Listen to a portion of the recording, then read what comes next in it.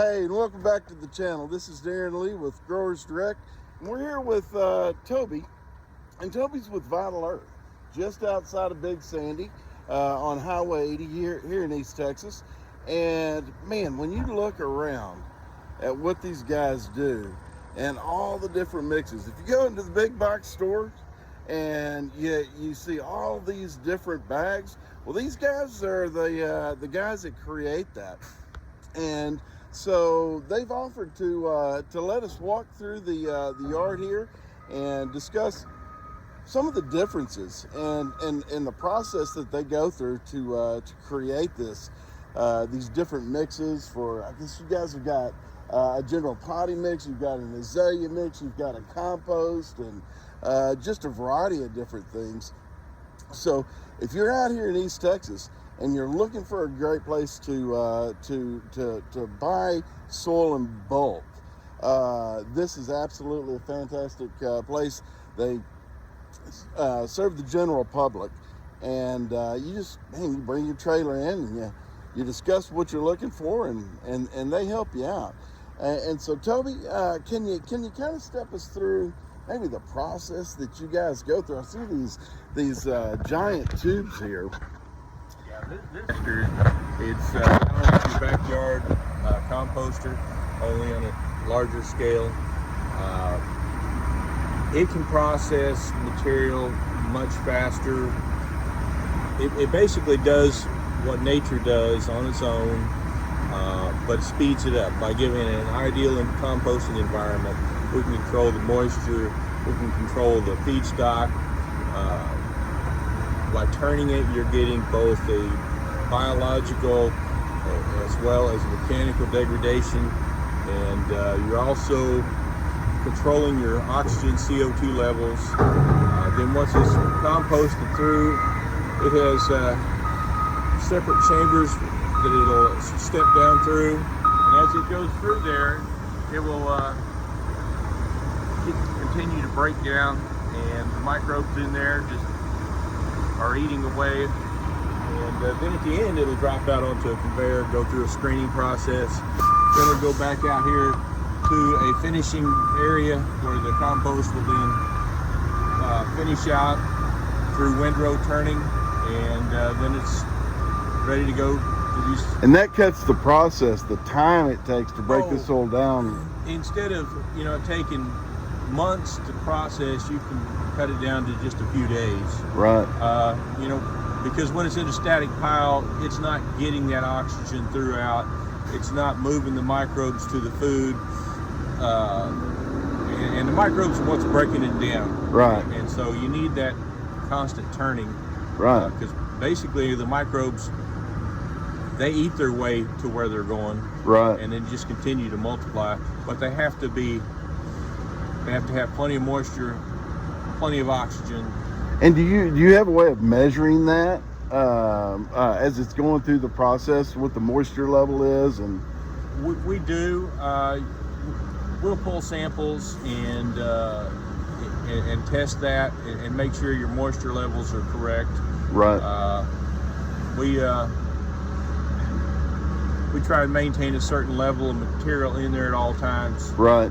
And so you got a very consistent process of putting these things out. It comes up with a consistent product. And here I tell you, you can kind of see some of the things that they make here. And do you mind if we kind of walk through the yard? We'll talk a little bit about what all you guys have got here. This first big pile is pine bark that has been ground and screened to a consistent size, and this comes from your big sawmills that we bring in from all over, and it's just what we call our medium aged pine bark. Okay. And can you buy just yards of this if you wanted to? Anything out here you can buy in bulk. We do have a bagging operation, however, that's mostly sold to retail centers, unless you want an entire pallet of something. Right. Okay. Then we'll sell that. And you guys have got a peat moss it's not the traditional standard sphagnum peat moss, right? Well, we have both. We do bring in peat moss from Canada, the Canadian sphagnum peat moss, and then we make a peat replacer that is a kind of a lightweight compost that we blend with the pine mulch and sell as a landscaper's peat replacer for revitalizing your flower beds and adding nutrient value. And that's the main purpose for the peat moss, right? To lighten that soil up, provide some aeration, some drainage, but it's kind of hard to get initially saturated. It kind of almost wants to repel water at the beginning, but yeah, and some of the peat moss products that we use, we add a surfactant to it to help it absorb the water. okay, So, outstanding. Well, what do we got over here? okay, we make a variety of specialized mixes. This is a tree mix. It's a little coarser blend to help larger plants. They need the drainage when they fertilize. They like to have good drainage. So for one, you don't want your pot sitting full of water. Right. So One of the number one reasons for the death of a plant is too much love, because we give them too much water, and young plants, when you're doing propagation, too much sun a lot of times. And in Texas, our sun in the afternoon, it can kill a lot of plants. Yeah. And this is a slightly varied product. It's a shrub mix, just a little different combination. And it's slightly more dense than the tree mix. And then over here we have what we call the rose mix. And this rose mix was developed through a process of working with the local rose growers. And it too is a little variation. It's got a little bit of sand, and a lot of compost, and a lot of pine mulch. I like that, yeah. And then we also do some colored mulches. Okay, so you buy black mulch here. Yeah, we got the black mulch, got the red mulch, and we also have a brown. I don't have a pile right here, but right. And how do you get the coloring on that? We have a machine that applies that. We actually pump it in as we grind the material, and it colors and grinds at the same time. Okay. So. All right. Now, what's this big pile over here? It looks like a little finer material. All right, this is our raised bed garden mix. It's a real popular mix for a lot of homeowners who are putting in a little garden, but they don't want to go to the trouble to till up a half acre of land. Right. So they build the little boxes and use this. And this is a really good mix. It comes with an organic fertilizer already in it. Okay, it does come with fertilizer in it. It's an organic fertilizer made by Carl Poole. But what's the chances of this being too hot? Like, you don't want to go straight in with your compost mix, right? Just straight compost? This was designed by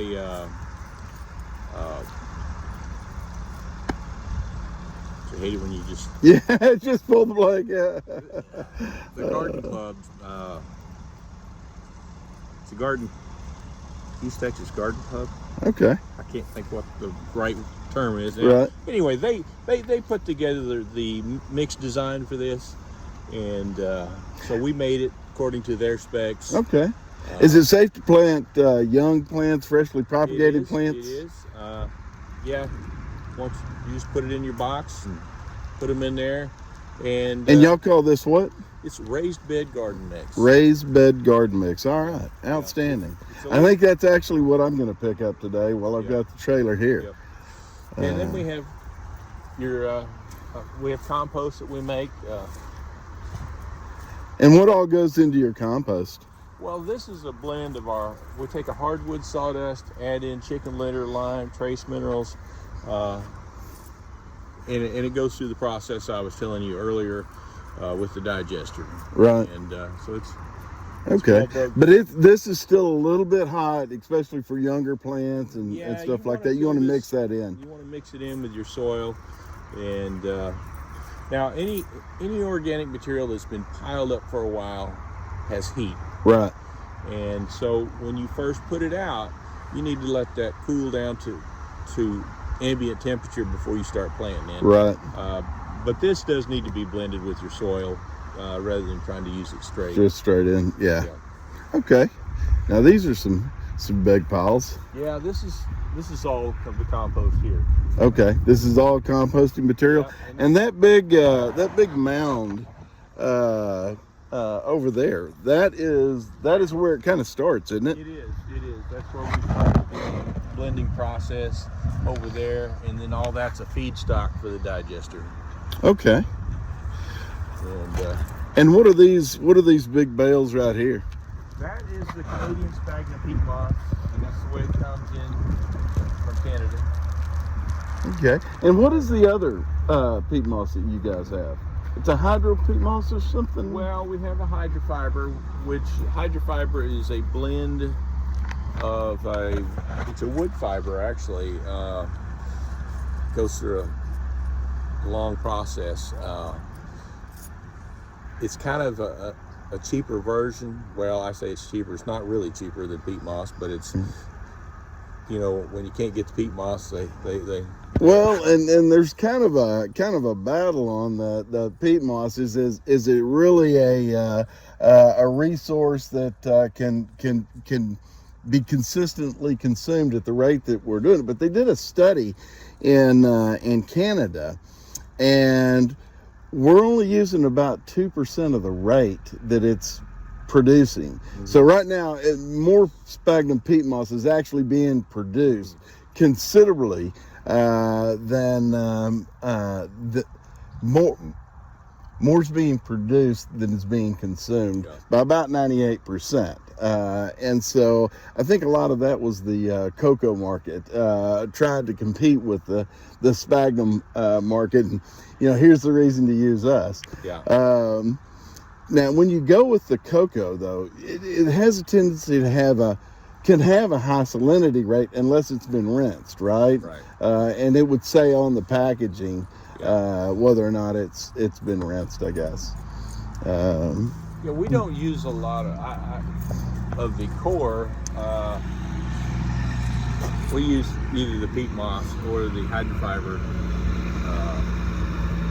But you know, this is just, man, that is a tight condensed. Yeah, they pack it in tight to start with. We also make an azalea planting mix, which it has a lot of the peat moss in it, and that's to provide the acid that you need for azaleas. Okay, so it's got a higher pH. Well, actually a lower. Lower pH. Yeah. And I think, what is that, 6.5 around that? Well, for the azaleas, it's between 4.5 and 5. Is that right? It's quite a bit lower. Okay. Yeah. That's a significant difference. Yeah, then. it is. Okay. And then we do custom blends for a lot of the nurseries. This is one that we make for, it's a company called Southwest Wholesalers out in Carrollton. And we also, this is the bedding soil. That's the table soil that we make. But that's something that we make. Is that a custom blend? It's a custom blend for a specific customer. And that's what a lot of these other piles are. We also make an enriched topsoil. It works real good for people putting in lawns and filling holes. Maybe they had a... Now, does that work well for potting plants, or is it too heavy? It's probably a little dense for potted plants, but this works real good for, like I said, if you're putting in some new sod or you just go over the top of the ground with this and yeah. Okay. But or if you, like I said, you got a little low spot in your lawn you need to level up, just put that in there and the grass will just fill in. Right. So when you go to these big box stores and you see, man, all these different bags, right? You see the topsoil, you see the mix for going into the ground for an amendment, and you see the raised bed mixes. Can you kind of step us through what the difference between all of those? Well, all right. Like the raised bed garden mix, which is what I showed you there. Right. That's for the guys in the little backyard vegetable raised beds. Right. And it has to carry a lot more nutrients and stuff like that, because that's what's in that container. That's all the plant gets. Yeah. And that's why we put in the fertilizer package that we do. Right. Now, over time, as the plant uses that up, and as as you water, a certain amount of that's going to leach out. So, over the next year or so, you may have to add a little more, some kind of fertilizer to it. Sure. But your standard topsoil, you dump that in there. That's really just fill dirt. I mean, it doesn't come with a lot of nutrients. Doesn't come with a lot of aeration and stuff like that, right? Correct. Yeah, a lot of not good drainage for it. So and we have some other mulches and things that we carry. We carry a cedar mulch, shredded hardwood mulch. But as far as if you're building a flower bed, we've got the bedding soils, and we've got the soil amendments. And if you say you got an existing bed that you want to revitalize, we've got a landscaper's peat replacer, and that's what you get in there and till in and plant your shrubs or flowers and that kind of thing. Well, Toby, man, we've been coming out here for quite a while. I don't know who all knows about you in East Texas, but man, if you get the opportunity to come out and see the operation, and especially if you're potting 2,000, 3,000 plants, trying to make this stuff yourself can be burdensome, right? Yeah. And these guys, this is what they do. So come out, take a look, and I'm sure they'd love to see you. We'll catch you on the next episode. Appreciate your time.